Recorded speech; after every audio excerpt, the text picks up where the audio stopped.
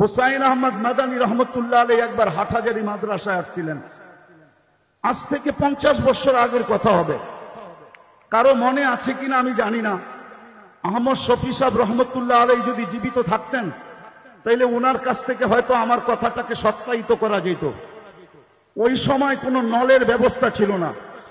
হাটহাজারীর পুষ্কুনির সিঁড়িতে বসে উজু করতে হতো।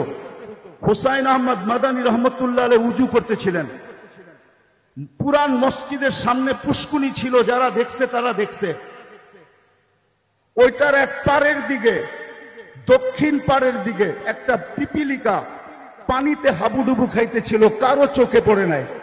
হুসাইন আহমদ মাদানী রহমতুল্লাহ আলাইহির চোখে পড়ছে। উনি উজু ছাড়ছেন, ওই দিকে গেছেন। পানিতে নামতে নামতে হাঁটু পানিকে অতিক্রম করা রান পানি পর্যন্ত নামছেন। তারপরও পিপিলিকার নাগাল পাইতেছিলেন না। তো উনি মেসওয়াক বাহির করে আগে বাড়াইয়া দিছেন, পিপিলিকাকে উঠাইয়া উপরে ঝেড়া দিছেন।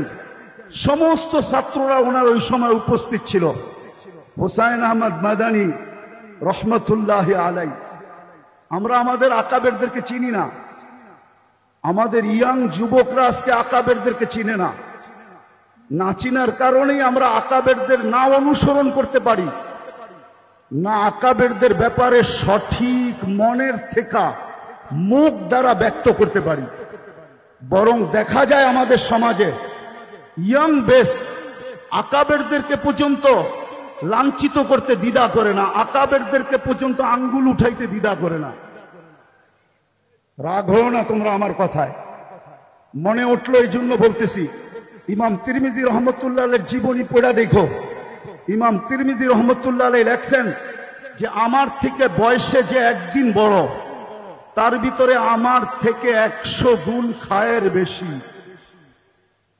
ওনাকে জিজ্ঞাসা করছে আপনি এটা বলেন কি করে?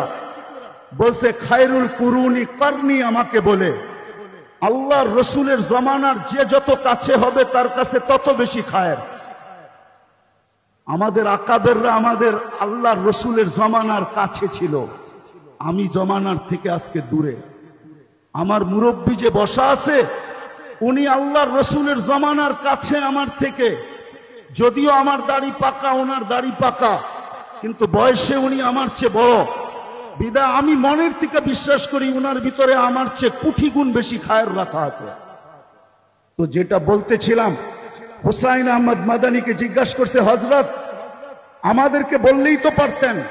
তো উনি জবাব দিছিলেন হাকাদা উমিরনা, আল্লাহর আমর আমার দিকে ছিল, বিদায় পিপিলিকাকে বাঁচানো আমার দায়িত্ব ছিল, তোমাদের দায়িত্ব ছিল না। রসুলের আদর্শ তো আমাদেরকে এটাই শিখাইতেন। আজকে সারা দুনিয়ার মুসলমান 200 কোটি হওয়া সত্ত্বেও দুনিয়ায় বর্তমানে যত আলেম ওলামা আছে 50 বছর পিছিয়ে গেলে এত আলেম ওলামা ছিল না। আজকে যত মাদারেস আছে এত মাদারেস ছিল না। আজকে যত হেফজোখানা আছে এত হেফজোখানা ছিল না। আজকে যত খোতাবা আছে অতীতে এত খোতাবা ছিল না। কিন্তু আজকে যতটুক দুর্দশা 50 বছর আগে আমাদের এরকম দুর্দশা ছিল না। কসম খোদার, আমার মুরব্বীরা আছে কিনা জানি না,